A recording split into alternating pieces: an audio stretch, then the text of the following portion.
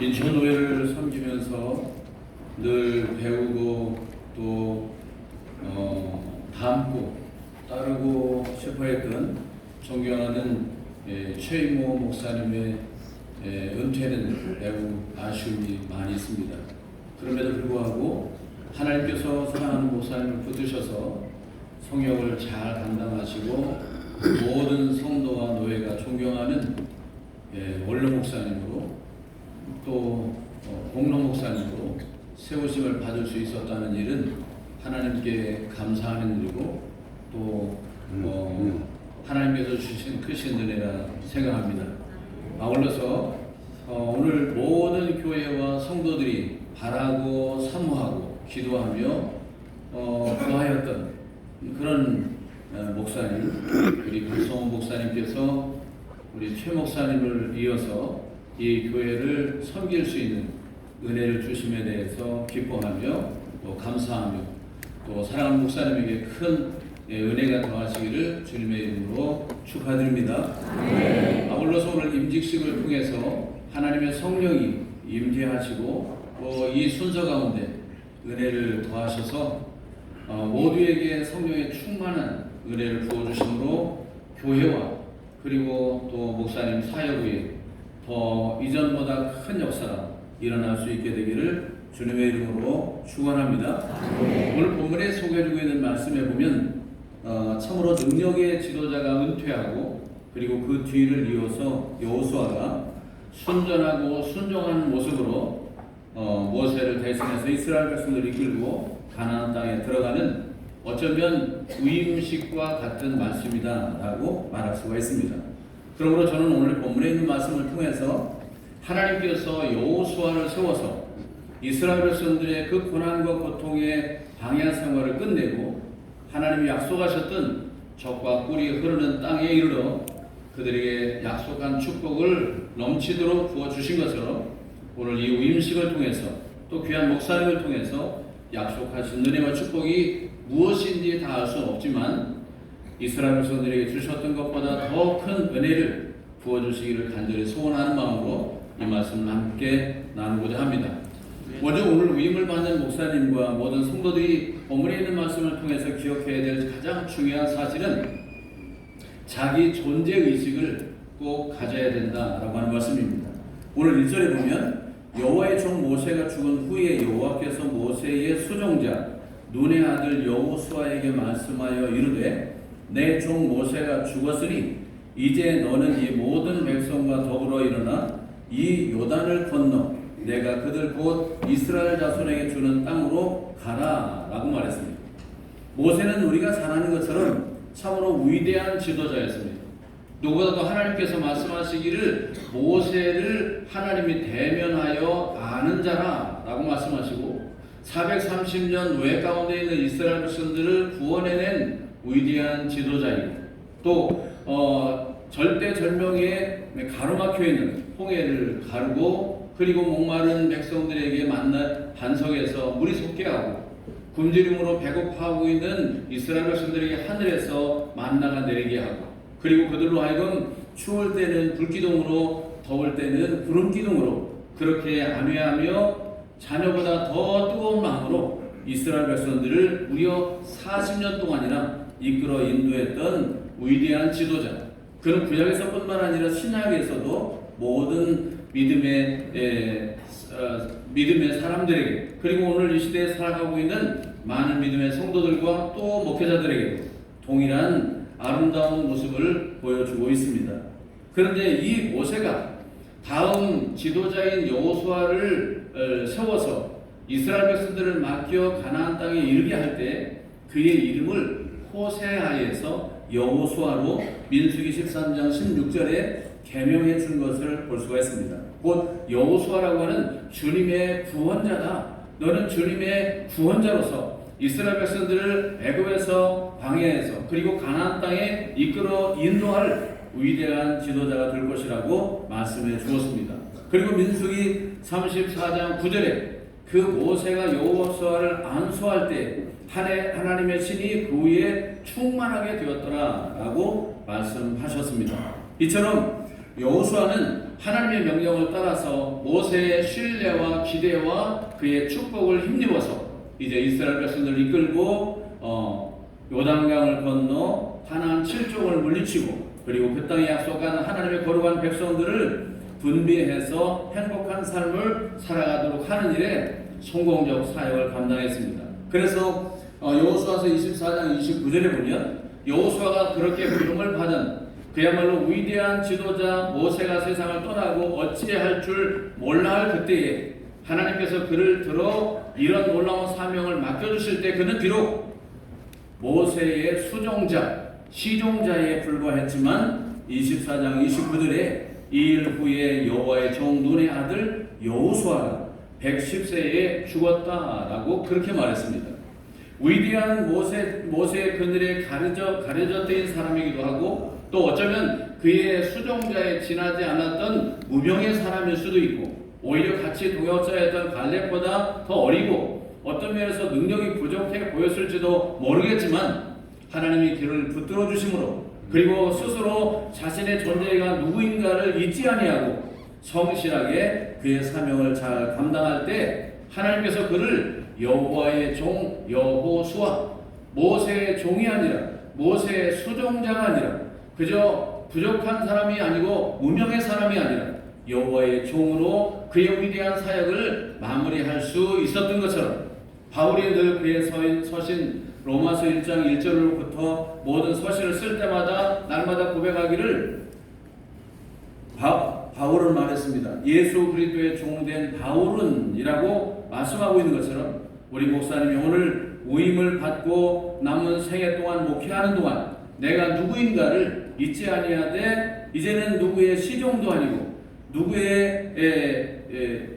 누구를 닮아가는 사람이 아니라 오직 하나님께서 세우신 종이라는 사실을 확실히 믿고 하나님이 주신 은혜를 힘입고 남은 목회를 성공적으로 감당할 수 있게 되기를 주님의 이름으로 축원합니다. 두 번째로는 능력의 원천이 어디 있는가를 잊지 않고 살아가는 것입니다. 오늘 1장 3절 이후에 있는 말씀해 보니까 이렇게 말했습니다. 내가 모세에게 말한 바와 같이 너희 발바닥으로 밟는 곳은 모두 내가 너희에게 주노니 곧 광야와 이 레바논에서부터 큰 강 곧 유브라데 강까지 해쪽 속의 온 땅과 또 해지는 쪽 대해까지 너희의 영토가 되리라. 내 평생에 너를 능히 대적할 자가 없으리니 내가 모세와 함께 있었던 것 같이 너와 함께 있을 것임이니라. 내가 너를 떠나지 아니하며 버리지 아니하리니 강하고 담대하라. 너는 내가 그들의 조상에게 맹세하여 그들에게 주리라 한 땅 그의 백성에게 차지하게 하리라 말씀을 했습니다. 세상에서 많은 청년들이 직장을 가진지 또 혹은 어디에 취직하려고 하면 제일 먼저 요구하는 것을 스펙이라 그렇게 말하죠. 어느 대학을 나왔는지 어느 고등학교를 나왔는지 어떤 자격을 가지고 있는지 토플과 토익은 얼마만큼 받았는지 혹은 어디에서 유학을 받았는지 석사 박사 학위를 가지고 있는지 등등을 요구하고 있습니다. 심지어 우리 목사님도 여기 소개해주고 있는 것처럼 많은 목회자들 중에서 가장 존경받고 능력 있는 목사님으로 인정받아서 오늘 이 교회에 위임을 받게 되는데 교회도 마찬가지입니다. 어느 학교 출신인지 어느 학교를 가지고 있는지 어디에서 유학을 했는지 어떤 능력을 겸비했는지를 반드시 요구합니다. 기독신문에 나는 광고를 보면 목사님 청빙 광고를 보면 아마 베드로도 청빙하기 불가능하고 바울도 아마 불가능하지 않을까. 예수님도 거기에 이력서를 올리기 어려울 만큼의 조건들을 요구하고 있습니다. 그런데 오늘 본문에 있는 말씀에 보면 3절에서 6절까지 하나님께서 내가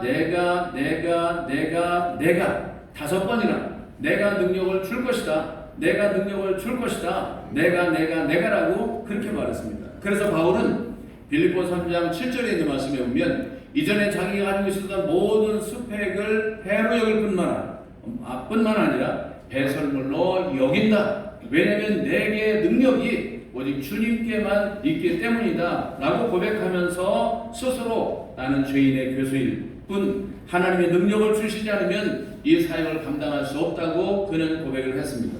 아니 심지어 예수님도 빌립보서 2장 5절에 보면 너희 안에 이 마음을 품으라 곧 그리스도 예수의 마음이니 그는 근본 하나님의 본체시나 하나님과 동등됨을 취할 것으로 여기지 아니하시고 오히려 자기를 비워 종의 형체를 가지사 사람들과 같이 되셨고 또는 본체 사람의 모양으로 나타나사 자기를 낮추시고 죽기까지 복종하셨다라고 말했습니다.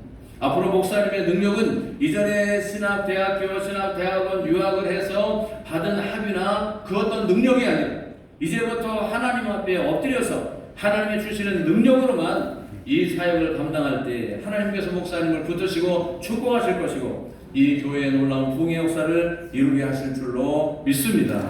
마지막 세 번째로는 하나님의 나라를 세우는 것입니다.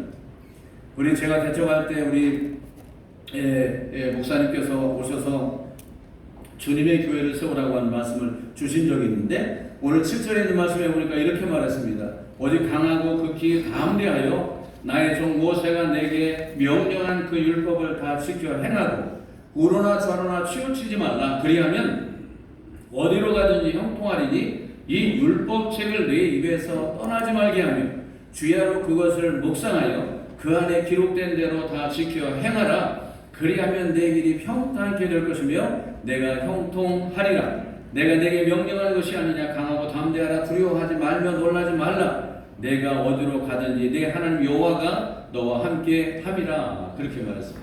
여러분, 나라는 국민과 왕과 법이 있어야 되고 3인 이상 있으면 반드시 그곳에는 법이 있어야 함께 공존을 이루어갈 수 있습니다. 교회도 마찬가지로 교회법도 있고 시찰도 노회도 총회도 국가도 어디에 가든지 법이 있습니다. 그러나 하나님은 모세를 통해서 이스라엘 백성들을 이스라엘 교회를 만드는 것이 아니라 이스라엘 총회를 만드는 것이 아니라 하나님의 나라를 세우기를 원하신 줄로 믿습니다. 그러므로 오늘 하나님께서 여호수아에게 말씀하신 것은 세상의 국법이나 혹은 총회법이나 혹은 세상의 어떤 법이 아니라 오직 하나님의 말씀, 율법을 내 입에서 떠나지 말며 그 일을 지켜 행하면 하나님이 너를 지키시고 함께 하시고 형통하게 하실 것이라고 말씀하셨습니다. 그래서 예수님은 요한복음 1장 1절에 말씀이 되어 이 땅에 오셨다고 말씀하셨고 그 말씀을 붙들고 공생애를 시작하는 예수님을 유혹하는 사단의 유혹을 단호히 물리치시면서 사탄아 내 뒤로 물러가라. 사람이 떡으로만 살 것이 아니라 하나님의 입으로 나오는 말씀으로 살 것이니라 라고 말씀하셨고 마태복음 6장 31절 이후에 너희는 먼저 그의 나라와 의를 구하라. 그러면 이 모든 것을 너희에게 더하시리라 라고 말씀하셨습니다. 예수님은 말씀으로 오셔서 말씀대로 사셨고 말씀대로 죽으셨고 말씀대로 부활하셨고 말씀대로 승천하시고 다시 오실 줄로 믿습니다. 그러므로 이 땅에 교회를 위임받는 것이나 교회를 세우는 것은 내 교회를 세우는 것이나 세상의 가장 큰 교회를 세우는 것이 목적이 아니라 오직 하나님의 말씀을 따라 하나님의 교회를 세우고 하나님의 나라를 이루어 하나님께 영광을 돌려오는 일인 줄로 믿습니다. 그러므로 이제는 사랑하는 목사님은 당회, 교회, 노회, 총회 그 어떤 것보다 하나님의 율법의 말씀을 떠나지 아니하고 그 말씀을 날마다 묵상하고 그 말씀을 쫓아 목회함으로 하나님께서 그 목회를 형통케 하시고 이 교회를 통해 하나님께서 영광을 받으시고 이 시대의 많은 교회들 가운데 가장 하나님이 기뻐하시는 복 있는 교회로 세워갈 수 있게 되기를 주님의 이름으로 축원합니다. 아멘. 고마우신 하나님 감사합니다.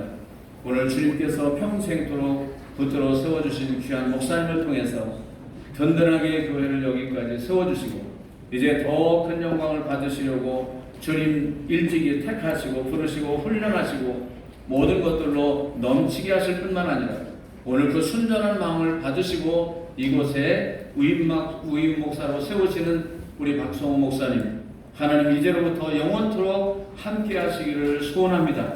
저에게 능력을 주시기를 소원합니다. 교회를 사랑하며 하나님을 섬기며 성도들을 위해 날마다 말씀으로 또 증거하며 또 눈물로 기도할 수 있는 귀한 목사님 되게 하여 주시옵소서. 이 땅에서 하나님이 가장 기뻐하시는 하나님이 거하시는 나라를 이 교회를 통해서 성도들과 함께 세워갈 수 있는 귀한 목사님 되도록 목사님과 사모님과 사랑하는 자녀들 함께 통역하는 부교역자들과 그리고 장로님들과 모든 성도들을 축복해 주시옵소서. 있사옵고 예수님의 이름으로 기도하옵나이다. 아멘.